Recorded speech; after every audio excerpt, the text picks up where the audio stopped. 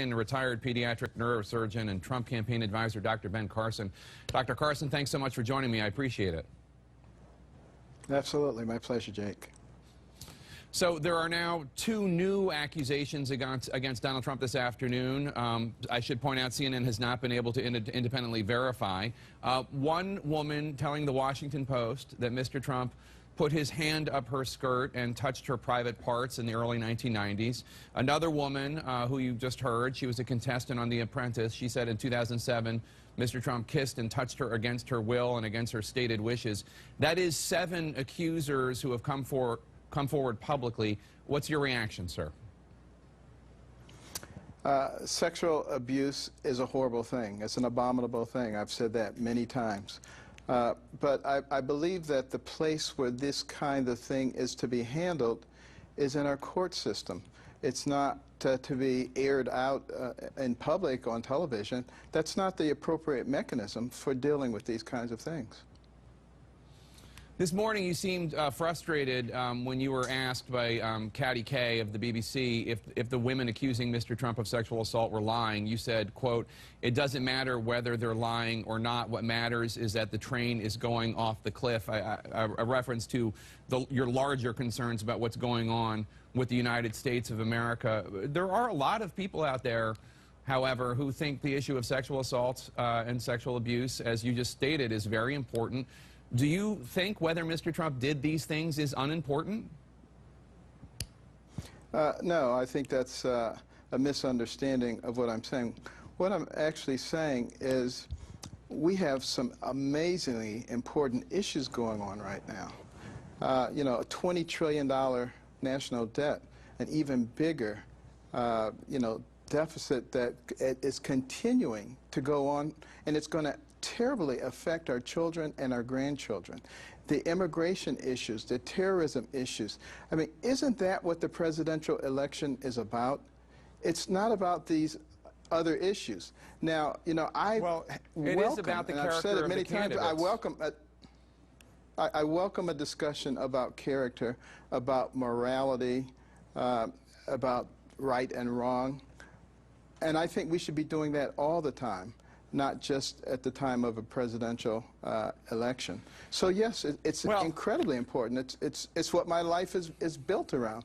But I think we owe the American people an opportunity to talk about the two extraordinarily divergent pathways that these two campaigns are moving in. They need to be able to understand that in order to make an appropriate choice. I understand that, sir, but what's going on right now is that there are women coming forward, 7 by my count, that are saying that the candidate you're advising, the Republican presidential nominee, Donald Trump, has regularly committed sexual assault against them. In a speech last hour, Mr. Trump mocked some of the women who had accused him. Take a listen. When you looked at that horrible woman last night, you said, "I don't think so. I don't think she would not be my first choice," that I can tell you. Man. You don't know. That would not be my first choice. So this is the second day in a row that Mr. Trump has suggested that these women are not attractive enough for him to sexually assault. I think we have a court system to take care of these things. If these women have an issue, I think they should hire a lawyer, and they should seek to have that issue redressed in the appropriate way that's set forth in our society. Well, do you think that, for instance, Juanita Broaddrick or Kathleen Willey, who have not gone to the police with their charges against former President Bill Clinton, do you think that they're handling this improperly? What I say applies to everybody.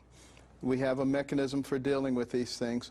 You know, dealing with them in the court of public opinion, particularly at a time like this, only distracts us from the issues that are so important and that our people have the right to be able to hear a fair discussion of the two sides. Hillary Clinton should be able to explain why she believes that we should have open borders. Donald Trump should be able to explain why he believes we shouldn't.